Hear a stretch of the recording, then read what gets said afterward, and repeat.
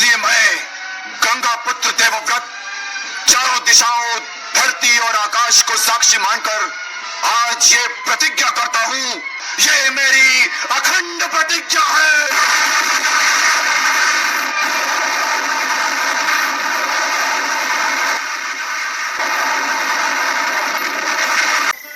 अब तुम जैसे पुत्र कभी पैदा नहीं होंगे, कभी नहीं।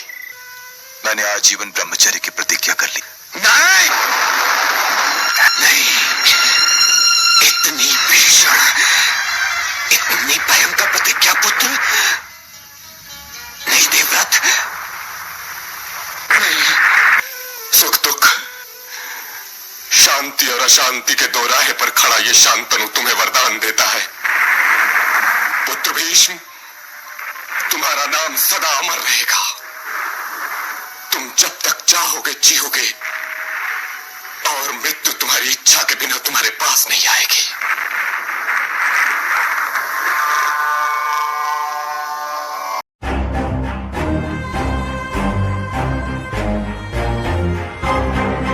दोस्तों, पिछले वीडियो में हमने यहाँ तक जाना कि राजा शांतनु निषाद कन्या की चिंतन करते हुए हस्तिनापुर लौट गए। अब आगे एक दिन की बात है, राजा शांतनु ध्यानस्थ होकर कुछ सोच रहे थे। इसी समय उनके पुत्र देवव्रत अपने पिता के उस उदासी का कारण पूछे और उनसे बोले, पिताजी, आपका सब ओर से कुशल मंगल है, फिर आप शोक और चिंताओं में क्यों डूबे रहते हैं? पुत्र के ऐसा कहने पर शांतनु ने उत्तर दिया, पुत्र, इसमें संदेह नहीं है कि मैं चिंता में डूबा रहता हूँ। वह चिंता कैसी है सो बताता हूँ। तुम इस विशाल वंश में मेरे एक ही पुत्र हो। तुम भी सदा अस्त्र शस्त्रों के अभ्यास में लगे रहते हो। मैं इस अनित्यता को लेकर शोकग्रस्त एवं चिंतित रहता हूँ। यदि किसी प्रकार तुम पर कोई विपत्ति आई तो उसी दिन हमारा वंश समाप्त हो जाएगा। मैं पुनः व्यर्थ विवाह नहीं करना चाहता, किंतु हमारी वंश का लोप न हो, इसके लिए मुझे पुनः पत्नी की कामना हुई। वत्स, मेरी चिंता का जो कारण है वह सब तुम्हें बता दिया। उसी समय तुरंत देवव्रत ने पिता के हितैषी बूढ़े मंत्री से पिता के शोक का वास्तविक कारण क्या है इसके विषय में पूछताछ की। उस वृद्ध मंत्री ने बताया कि महाराज एक कन्या से विवाह करना चाहते हैं। उसके बाद देवव्रत ने शांतनु के सारथी को बुलाया।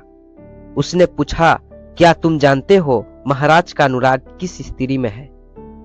सारथी ने उत्तर दिया, नरश्रेष्ठ एक धीवर की कन्या है, उसके प्रति आपके पिता का अनुराग हो गया है।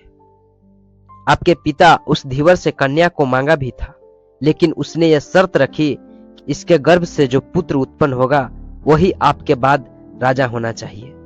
आपके पिता के मन में धीवर को ऐसा वर देने की इच्छा नहीं हुई।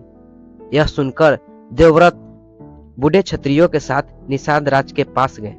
उस समय निषाद ने उनका बड़ा सत्कार किया और बोला, इस कन्या को देने में मैंने राज को ही शुल्क रखा है। इसके गर्भ से जो पुत्र उत्पन्न होगा वही पिता के बाद राजा होगा। देवव्रत बोला, सत्यवानों में श्रेष्ठ निषाद राज, मेरी यह सच्ची प्रतिज्ञा सुनो और ग्रहण करो। ऐसी बात कह सकने वाला कोई मनुष्य न अब तक पैदा हुआ है और न आगे कभी होगा। लो, तुम जो कुछ चाहते हो या कहते हो वैसा ही करूंगा। इस सत्यवती के गर्भ से जो पुत्र पैदा होगा वही हमारा राजा बनेगा। निषाद बोला, इस कन्या पर भी आपका पूरा अधिकार है। आप जिसे चाहें इसे दे सकते हैं। आप सब कुछ करने में समर्थ हैं।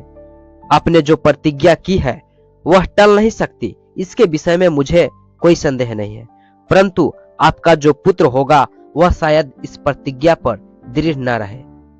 यही हमारे मन में बड़ा भारी संशय है। देवव्रत ने कहा, निषादराज, मेरी यह बात सुनो। जो ऋषि देवता एवं अंतरिक्ष के प्राणी यहाँ है वे सब भी सुने।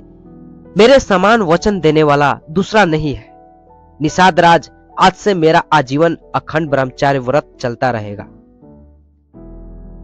मेरे पुत्र न होने पर भी स्वर्ग में मुझे अक्षय लोक प्राप्त होंगे। जब तक मेरे शरीर में प्राण रहेंगे तब तक मैं संतान नहीं उत्पन्न करूंगा। तुम पिताजी के लिए अपनी कन्या दे दो। देवव्रत का यह वचन सुनकर निषाद राज के रोंगटे खड़े हो गए। उसने तुरंत उत्तर दिया, मैं यह कन्या आपके पिता के लिए अवश्य देता हूँ। उस समय अंतरिक्ष, अप्सरा, देवता तथा ऋषिगण फूलों की वर्षा करने लगे और बोल उठे, यह भयंकर प्रतिज्ञा करने वाले राजकुमार भीष्म है। भीष्म द्वारा किए हुए कर्म की बात सुनकर राजा शांतनु बहुत संतुष्ट हुए और उन्होंने उस महात्मा भीष्म को स्वच्छंद मृत्यु यानी इच्छा मृत्यु का वरदान दिया। धन्यवाद।